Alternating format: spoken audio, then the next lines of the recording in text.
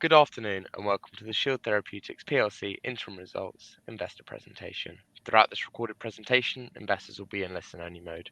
Questions are encouraged and can be submitted at any time by the Q&A tab situated in the right corner of your screen. Just simply type in your questions and press send. The company may not be in a position to answer every question it receives during the meeting itself. However, the company will review all questions submitted today and publish responses where it's appropriate to do so. Before we begin, I'd like to submit the following poll. I'd now like to hand you over to Greg Madison, CEO. Good afternoon, sir. Great. Thank you very much. And good afternoon, everybody. Thank you for joining us on the call today. Greg Madison here. I'm the CEO here at Shield Therapeutics and joined by my colleague, Hans-Peter Rudolph, our Chief Financial Officer. And again, pleasure to speak with all of you about a busy day we had today in terms of putting out some announcements. We're going to cover off on each one of those, but obviously put out an announcement today announcing our half one financial results, update on the really nice pickup in demand we're seeing on the third quarter prescriptions and market access expansion, as well as we raised some additional growth capital today, coming in at just over $26 million with a $20 million credit facility with SWK Holdings, as well as an equity raise on top of that as well to fortify our balance sheet and ensure that we can drive to cash flow positive here by 2024. So a lot to cover here. We're very happy to speak with you, and we're making some really nice progress. So just over 2 years ago, we launched Acrifer here in the United States. And I think the team at that point had a mission and a vision that we want to make Acrifer the oral iron of choice here in the United States for physicians that are treating patients with iron deficiency with or without anemia. That steadfast belief and that vision really stemmed from the fact that as we looked at the marketplace today and patients being treated for their iron deficiency anemia with OTC irons, we saw, right? Just a very, very unsatisfied market with up to 70% of GI-related adverse events, high discontinuation rates, low effectiveness across the board. And we talked to physicians, we talked to patients, and just universally heard over and over again, patients just can't tolerate this. It doesn't work that well. And there was a clear potential need for a product like ours with Acrifer. We believe we have a great product. That's one of the reasons why I came here. The product is phenomenal.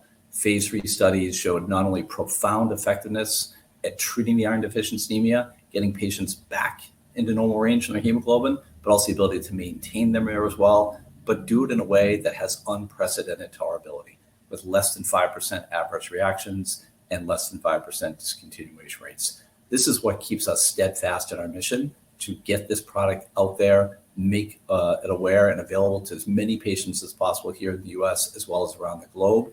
And we're very pleased with a lot of the progress. We're taking some really good steps along the way to get ourselves out there and make sure that we can make this the oral line of choice. Along that journey, a major milestone here for us here at Shield, when we're launching this on our own, is having a great partner alongside us with Viatris. Right? We spoke all during 2022 of how important it was with a market like this, the size of it, the vastness of it overall, that we find a way to kind of scale up our commercial operations. And we found that in a partner with Viatris. And I can't speak enough about how just a good partner they have been over the first 9 months since this agreement got signed, and really about 4 months since the commercial expansion got done. Just a great partner across a number of different areas, collaborative communication. We run the business together. And I can't speak highly enough. But importantly, what for us was they wanted to join us on this mission to get this product out there to as many patients in need as possible and really make Acrifer the oral line of choice in this marketplace today.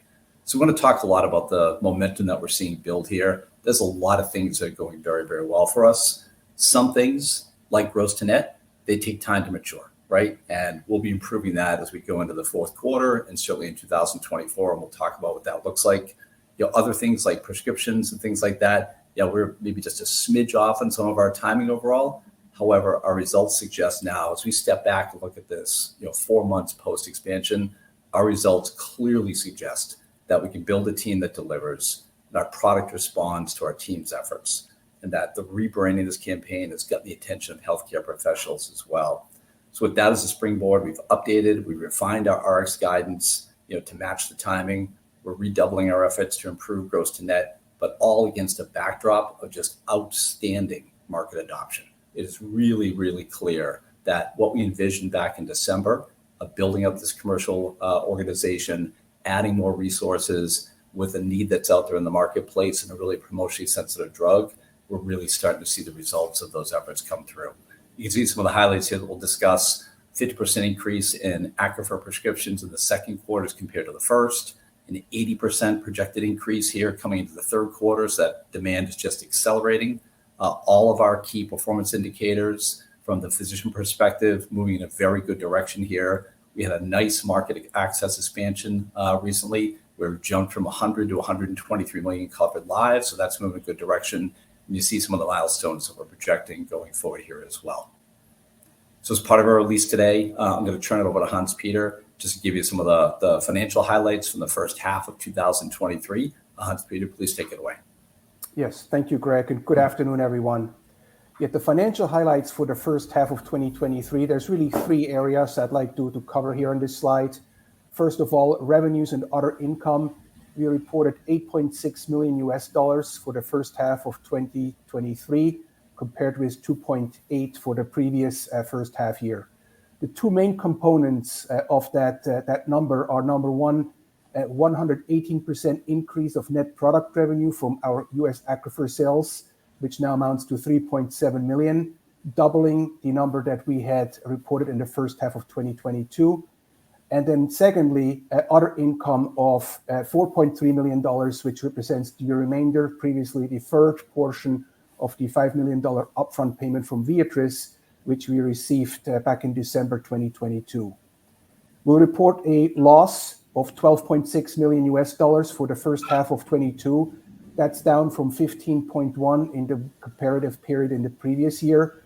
And really the largest driver of that loss is SG&A expenses of $17.7 million, slightly higher than in the previous year. But obviously the largest driver within that is selling costs, which is closely linked to the increase in our operations and our commercialization activities in the US. That selling cost is $12 million. Cash and cash equivalents amount to $13.6 million at the 30th of June 2023. Important to recognize in this context is that our main shareholder, AOP, they converted roughly $12 million from debt to equity during the first half of 2023, reducing the remaining outstanding loan balance of their loan to $5.7 million at 30th of June 2023, and that amount includes some accrued interest as well. Back to you, Greg. Great, thanks, Hans-Peter. So as we join forces with Viatris, it bears reminding just how significant this market opportunity is. There's approximately 20 million patients here in the US suffering from iron deficiency with or without anemia, 13 million prescriptions written every single year for OTC irons to try to help these patients and treat this disease. So between us and Viatris, we've got our 100-person sales force deployed primarily against the area that has the biggest opportunity, which is women's health, specifically OBGYNs, as well as general practitioners. Again, very unsatisfied market. We hear a lot about discontinuations, et cetera. When we get the chance to chat with a physician about Accrufer and display, our differentiated mechanism of action, our clinical trial results, we get a nice kind of lean forward here to understand what that interest may look like as well. And understand that there's been little to no innovation in this oral iron therapies in the last decade. So we are the first and only FDA-approved oral iron to treat iron deficiency with or without anemia, regardless of the etiology. With that comes a very significant opportunity that we are just literally starting to scratch the surface on. But we also need to really wake this market up, right? And let physicians know that they should expect different expectations for an oral iron. You ask them today about an oral iron, tolerability, discontinuations, poor effectiveness are the three things you kind of commonly hear back. We got to change our expectations of what an oral iron can do, and we certainly have a product that we can believe delivers. So very, very big unmet need. And despite some of the numbers that we're starting to generate here, there's so much more opportunity that we can go after here. So as a reminder to set the stage for the first half results, we signed the exclusive multi-year co-commercialization agreement with Viatris at the end of last year. Obviously, we had to build up our sales teams. In the bubbles here, you see that we communicated that we build up the 100-person sales force, 12 frontline managers. We had them recruited, hired, trained, and out there in the field by May. We accomplished that goal, did a national sales meeting together. Middle of May, that team was out there deployed against roughly 12,000 healthcare professionals that are the largest oral iron writers across the United States. By expanding the sales force, we dramatically increase our reach and efficiency, right? As you can see from the map on the left-hand side, we have very little what they call white space or uncovered geographies now here in the US. But the other big thing is that a lot of these sales territories are much, much smaller in geography. So what we have learned, through our efforts prior to Beatrice coming on board is we always suspected, we know there's a need out there in the marketplace. We know physicians, are dissatisfied with what's out there as well. And this is what they would call a very promotionally sensitive product. So the more physicians that we can reach and the more often we can reach them through Salesforce deployment, marketing programs, presence at different congresses around there as well. This is very, very promotion sensitive. So our belief when we signed the deal with Beatrice and we looked at the market and had the ability to kind of expand that is that, you put more resources to it, you're going to get the results that you start to engage on here. So very pleased with what the Salesforce is doing right now. In addition to that, I mentioned the importance of, marketing campaign. I think this is a really good example of the collaboration between Shield and Beatrice that goes beyond just the field force deployment. Both organizations, the head of marketing on both sides that run this product, work together and launch a brand new marketing campaign. So literally from January until May, they created, developed, and launched a brand new marketing campaign. This is designed to hit what I said earlier. It's designed to be edgy, provocative, have good stopping power, and get physicians to rethink about what they're doing out there for patients with iron deficiency anemia, and importantly, introduce the product Aquifer. Beautiful play on the word iron here with the irony. And what we heard from patients is oftentimes the physician trying to do the right thing with these OTC irons and giving them to patients, but it actually makes them feel worse when they're trying to feel better, right? So that irony that we talk about here, it's been very, very effective. And the field force has, all the materials. There's a lot of digital assets out there as well. And we're just starting to get going with this here. So let's talk about performance. The performance has been just excellent. And I can't emphasize enough, we're just starting to get going here. On the right-hand side, you see our quarterly prescriptions on a quarterly basis. So in Q2, the team delivered a 50% increase in total prescriptions for Aquifer. Q3 is trending at 80% right now. That's based on July and August actuals. We don't have September numbers just yet.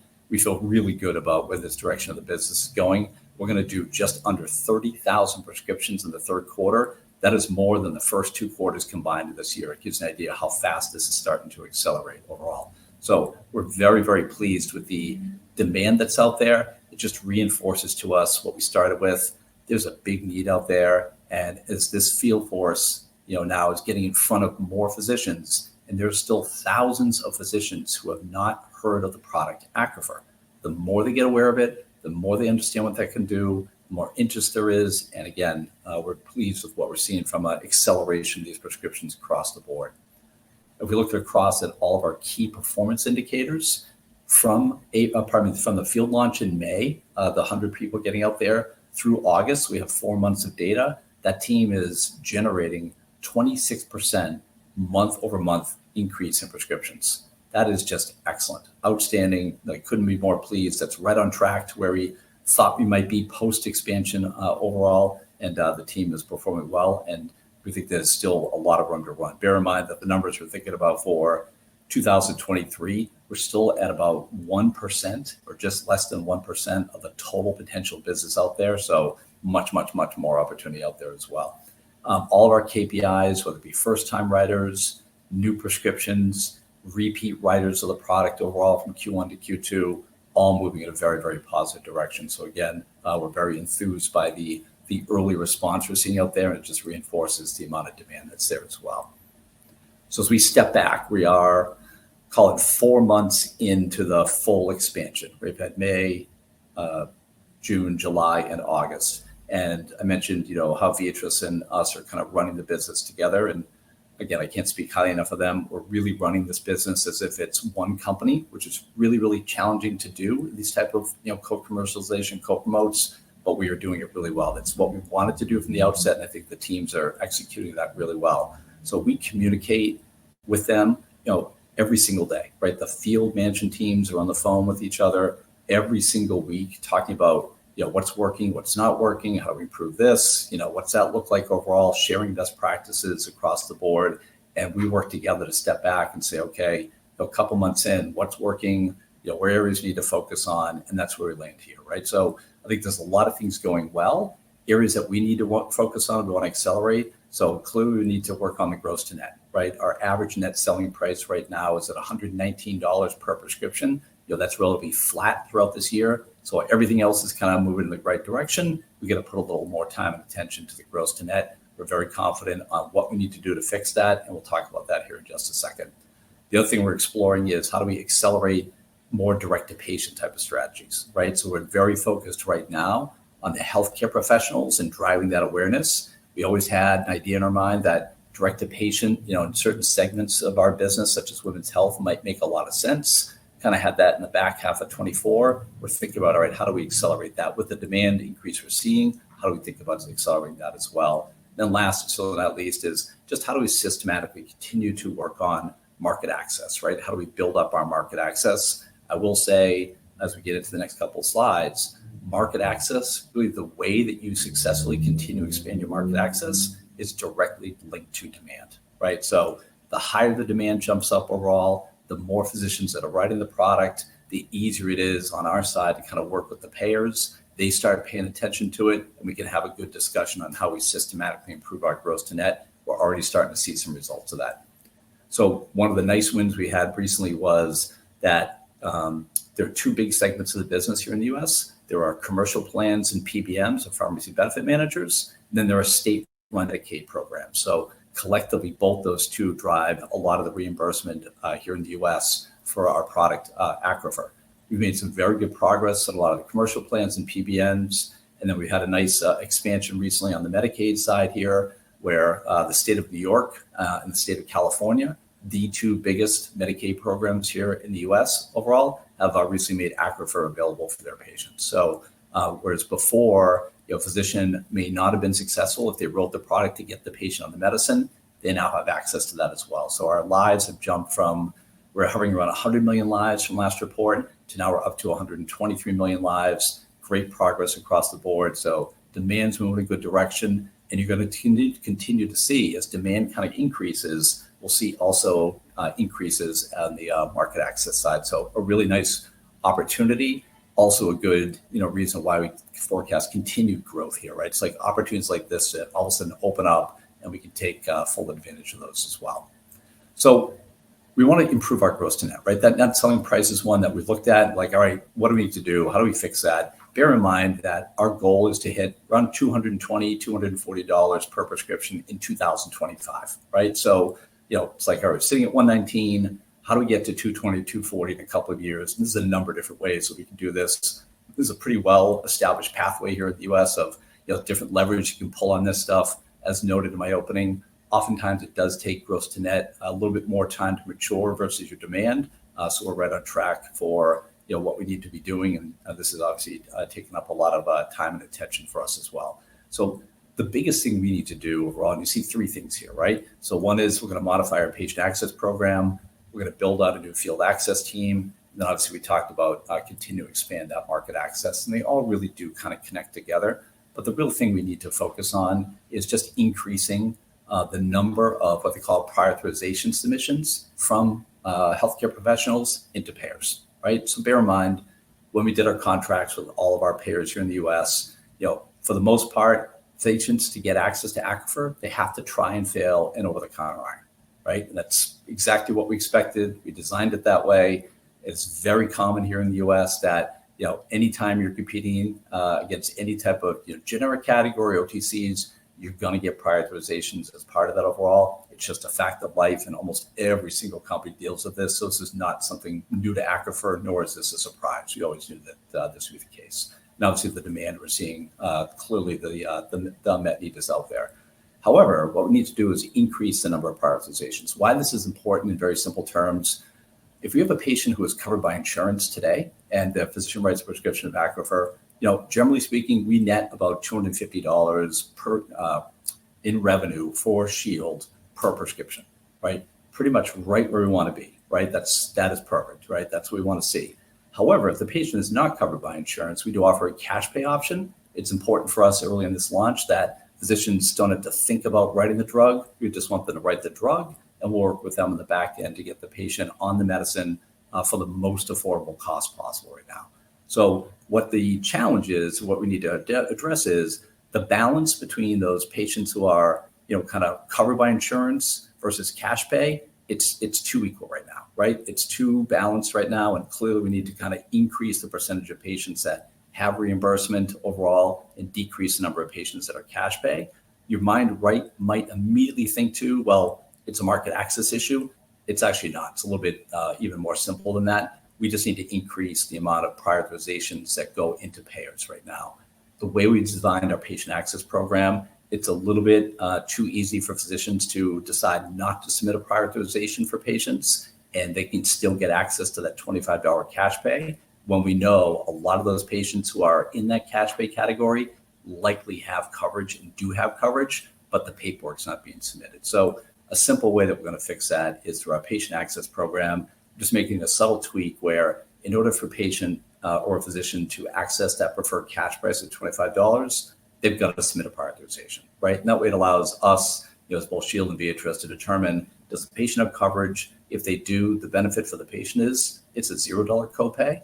If they're not covered, we'll still offer that $25 cash pay option, but we have to get the prior authorization submitted first. So we're going to just kind of make sure all of our incentives align. That's going to have a pretty dramatic effect, not just with the number of PAs being submitted, but with more patients, being identified that actually have coverage that we don't see today. That's going to increase our reimbursed patient population and start driving us gross to net higher as well. The second piece of that is deploying a field access team. Now, this again, you see a lot of companies do this, here in the US on the field access side. I've built these up programs myself, and our commercial team has done this a number of times. But think of this as a team that kind of complements the sales force. They are not a selling team. They literally are a group of individuals. And, a lot of times you might see like one per sales region. They're a group that the only thing they do is help provide support to the physician offices with, support education around these prior authorizations. So for example, we can see if a certain group of physicians perhaps is having challenges submitting prior authorizations, this team would be deployed, or available, if you will, to be able to answer questions that office may have around PA support, right? So this allows our field team to do what they do best, which is get out there and promote the drug and have physicians write it. But now we provide support on the back end for the staff around this PA submission. So two of these levers here both have the same effect. It's all designed. Let's increase the percentage let's increase the number of PAs that are going to the payers. This allows us to identify more patients that actually have reimbursement today overall versus just deploying them to the cash option. So all these initiatives, the patient access programs will be deployed here in Q4. The field access team will have that up and running at some point in the first part of next year, probably later part of Q1. And all these pieces start to drive us where we need to be. The last piece is that expanded market access. I mentioned before, demand is a really critical component of that. As these prioritizations increase, that's how the payers look at demand overall, right? So as demand increases, the market access increases, and back to the PA submission, the more PAs who submit, as market access expands, the more patients that have reimbursement. So it really helps us get on the way where we need to be from a gross to net perspective. So very, very confident that we got the right ideas, the right levers to pull, and we'll see some improvement on that certainly going forward here. So where does this all line up for us, right? So right now, you see on the right-hand side, we're targeting about 130 prescriptions for 2023. With some of the levers we'll deploy on the gross to net side, we'll see a modest increase by year end, right? It's September right now. The first lever is going to be deployed in October. So we'll see some modest increase by year end. But more importantly, what it does do, it drives that acceleration as we get into 2024 and 25, right? Both from a physician adoption perspective, as well as the net selling price perspective as well. What's really interesting, we hone in on 2025 just simply because that's the first time that as a full year basis, we expect to turn cash flow positive. We can see some of the market shares here on the left-hand side, right? It just gives you an idea just how profound and deep this market is. We're still talking about less than 5% market share by 2025. Bear in mind, our IP for the product extends all the way up to 2035. So we fully expect that, we kind of get that adoption, that momentum continues to build. We've got a very nice long runway sitting here in front of us. I noted earlier that we did raise some funds today, overall, circa call it about $26 million, 20 of which was a new credit facility with SWK Holdings, a group out of Dallas, Texas. They do a lot of work with small to medium-sized biotech pharmaceutical companies, great on the operations side, heard very good feedback on the strategic side. So we're very pleased to be working with them as well. But where that money is going to be deployed to, you see listed here. So 5.7 million of that goes immediately to repay the shareholder loan we had existing on the balance sheet right now. And then the remaining part gets split up pretty effectively between commercial investments, a lot of initiatives that I just spoke about on improving the gross to net, as well as some of the direct to patient opportunities. And then the remaining 10 million really is on the working capital side. As that hockey stick starts to accelerate, things like pre-financing, inventory buildup, some of managing the cash flow and both in and out on the receivable side, all that will go to good use. Lastly, you put all together significant potential when we turn cash flow positive for free cash flow going forward. Right now, we expect by 2025 for our U.S. business will exceed $120 million. You see some of the assumptions listed down below. Bear in mind, we have upside as well from some of our ex-U.S. business that we'll talk about here in just a minute. Gross profit margin remains the same at 45%. Bear in mind, that's 90% really, but we pay Viatris their 45% share out of the cost of sales. So that's where you reflect on the 45. Then you see SG&A expenses running around $42 to $50 million. And then the debt service we factored in here as well. Stepping back from the US for just a second and think about some of our global partnerships. We have 4 of them currently. Norgine as our commercial partner in Europe. They continue to make steady progress along here. They're reporting 11% increase in total sales volume from half one of 23 versus half one of 22. Again, we continue to work with Norgine on, we're starting to see some movement in the direction we want to see, which is more towards women's health and general practitioners. Still work to be done there across the board, but I'm confident that we're going to get them there where they need to be. And then we've got 3 development stage opportunities. Kai has filed their application with Health Canada late last year. We do expect a decision on that some point before the end of this year. We'll keep you posted on that. Korea is currently enrolling their pharmacokinetic study. This is the only study they need for approval. We expect that study will be complete by the end of this year, and they're on track to file for approval sometime next year. China has definitely had a lot of challenges on ASK in their phase 3 enrollment. A lot of it COVID-related. It does appear we're coming out of that, which is excellent. The team is meeting with that group next week to get a better line of sight of current enrollment as well as projected timelines for filing and approval. So that's good news that we're coming out of a couple of years here where it's been a little bit hit or miss across the board.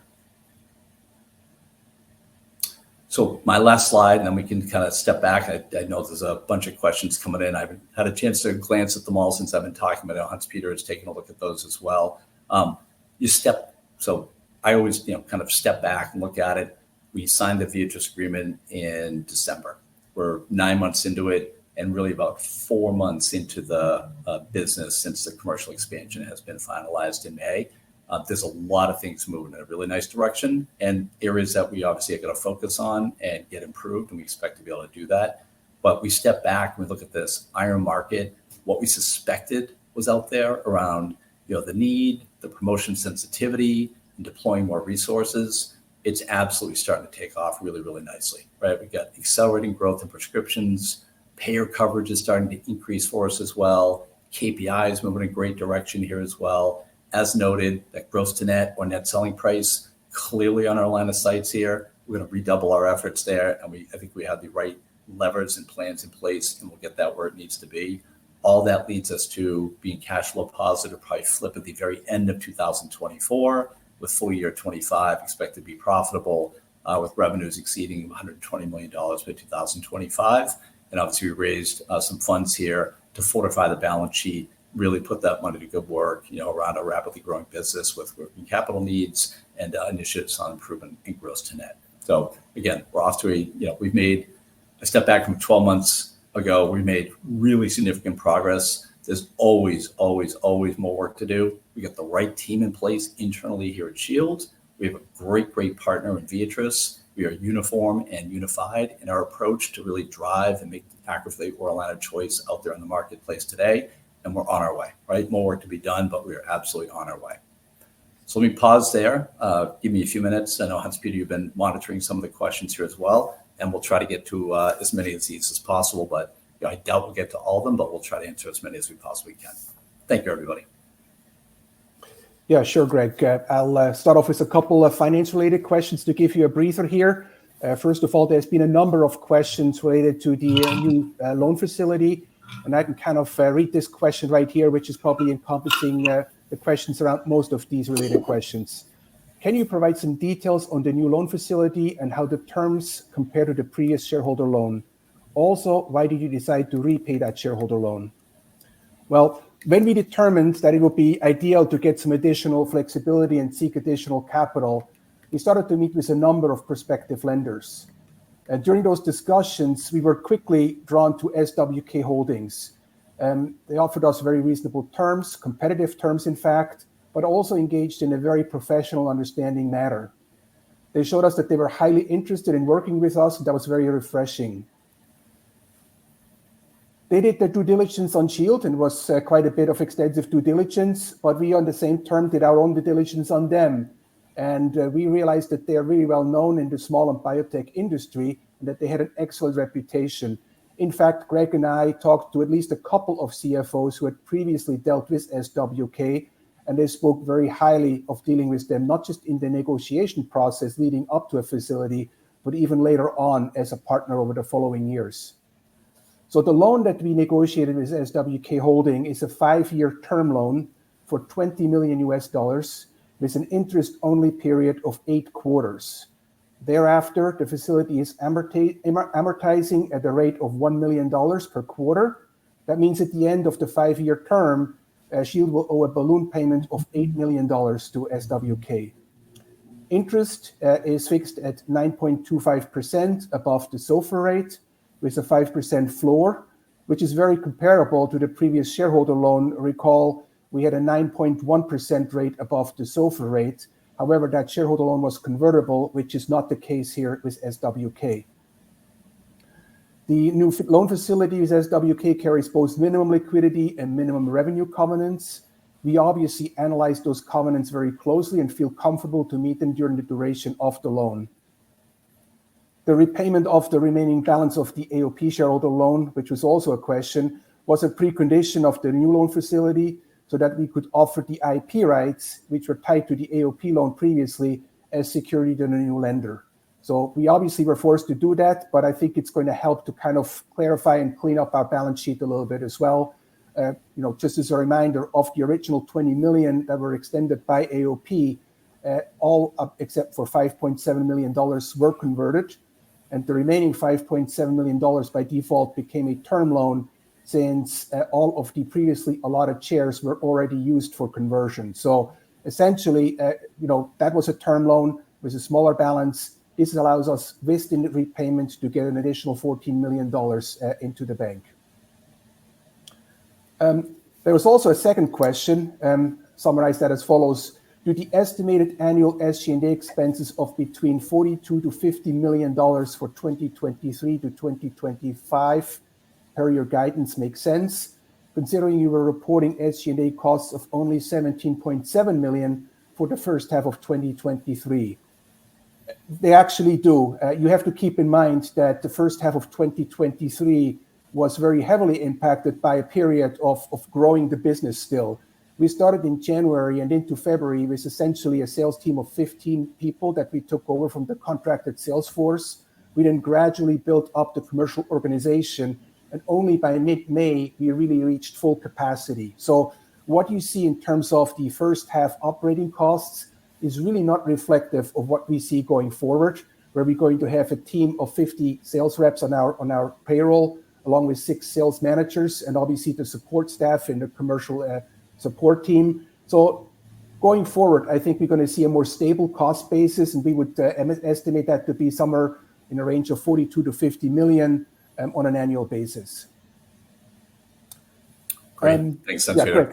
I was reading a couple while you were doing that as well. So let me kind of jump in here as well. So as a question came in, if you could provide insight on how Q3 and the remainder of the year looking in terms of sales growth, et cetera. As noted, I think we expect Q3 to come in approximately 80% growth over Q2.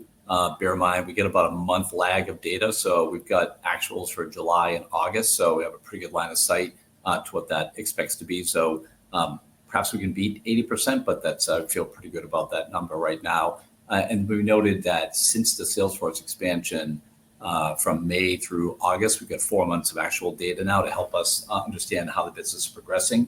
We're seeing about 26% on average month-over-month prescription growth.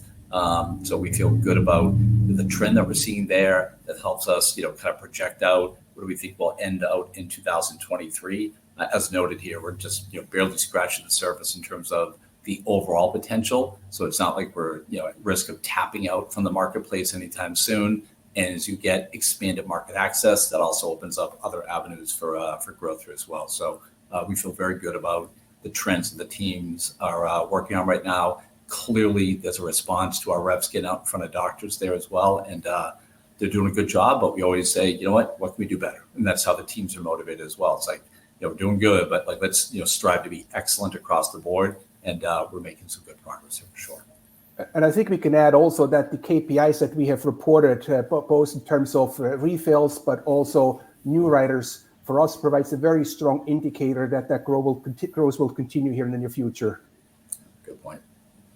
There's another question on market access. There's a question on it's recently increased to 123 million overall. What percentage of total market access does this represent, and when do you expect to reach 100%? Oh, good question. So right now, I'd say we are running, it's right about the 123 million is probably about 50% of all the lives that we could get covered for Aquifer. At least here in the US, most companies, you never reach 100%. You're never gonna always get there. That's the wrong metric to choose across the board. What is critically important for us is that demand, right? Demand and market access, they literally go hand in hand. The higher levels of demand you can generate, that gets on the radar screen to the payers, and it allows you to have good constructive conversations about opening up access to plans where there may be pinch points where despite writing a prior authorization, we just can't get the product through, right? So they literally go hand in hand there. We fully expect as we see demand continue to accelerate, we'll continue to see continuous expansion on the market access side. That's the focus from us in Viatris. And you also always want to balance, what's the level of rebate? How do you run the business? That ties into gross to net. So there's a little bit of, thought process here that rather than just trying to sign as many contracts as we can and not worrying about what the effects are, you really want to build up that demand to allow you to have that good balanced conversation across the board. Okay. There's another question here on more just on the patient side around, what's this characterized here? Just insights on how long the patient typically stays in the product and how's it performing in the marketplace. So we don't get patient level data per se. We get prescription data from the physicians. What we can see, however, is the durability, meaning like how long the patient stays in the medicine looks really good and very much in line with our expectations right now. On average, you're getting that first monthly prescription and then either 2 or 3 refills. So on average, patients are on the medicine about 3 or 4 months. That's pretty consistent with the guidelines here in the US. When a physician sees a patient with iron deficiency anemia, the typical recommended course of therapy is 3 to 4 months of an oral iron to get the iron levels back up to where they need to be and get their hemoglobin back into the normal range. Now, many of these patients do have chronic underlying diseases, which unfortunately lead to the iron deficiency or iron deficiency anemia. So realistically, they should stay on it for the long term.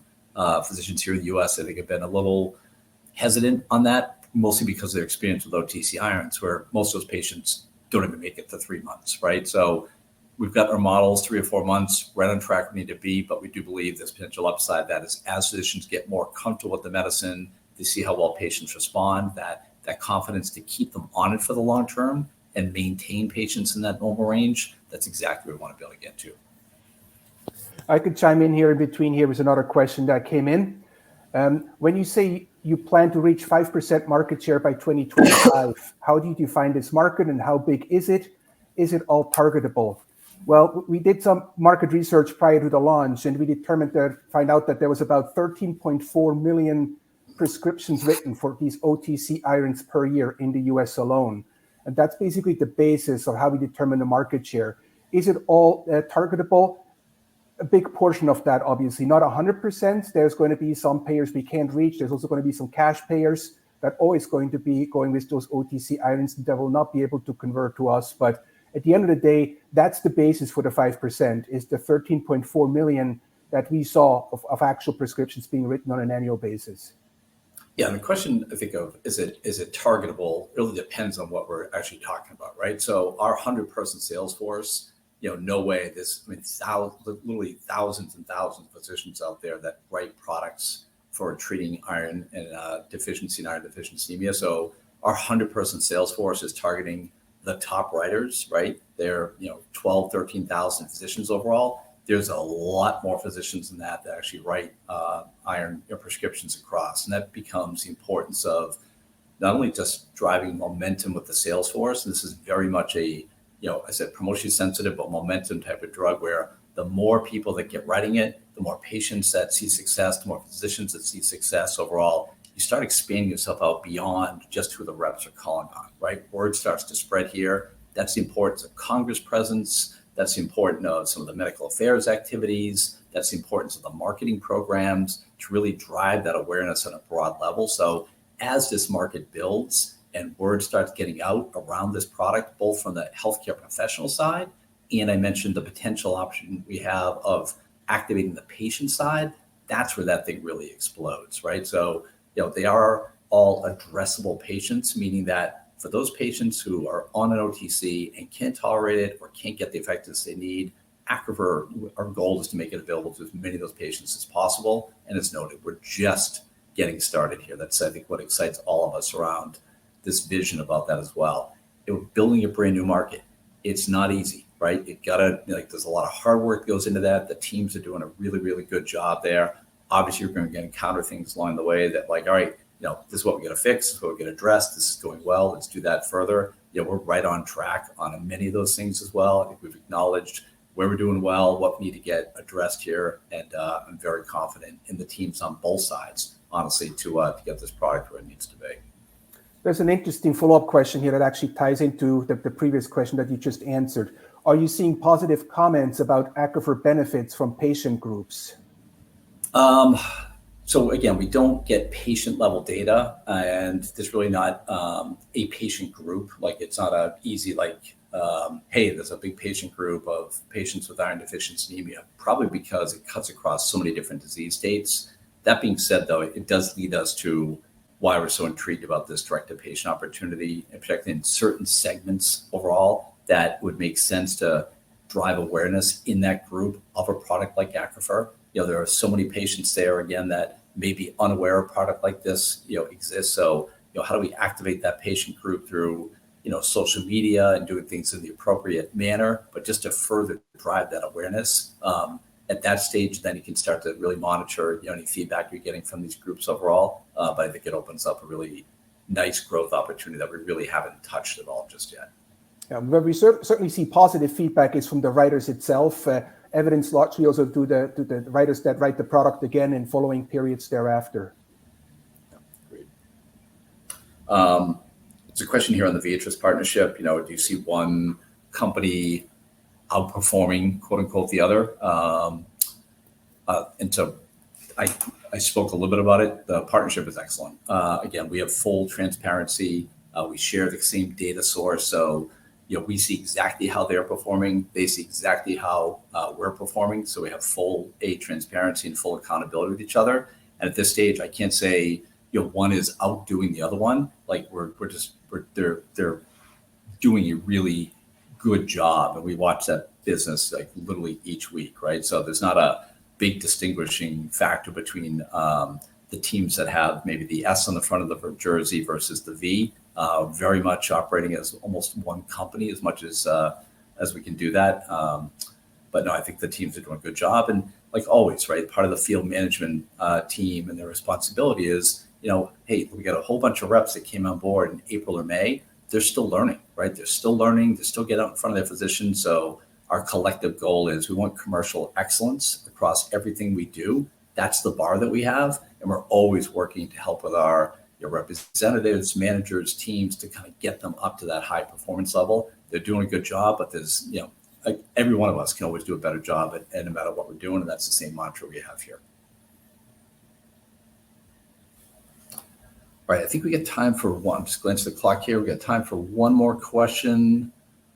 Hans-Peter, anything you saw out there that we should be hitting?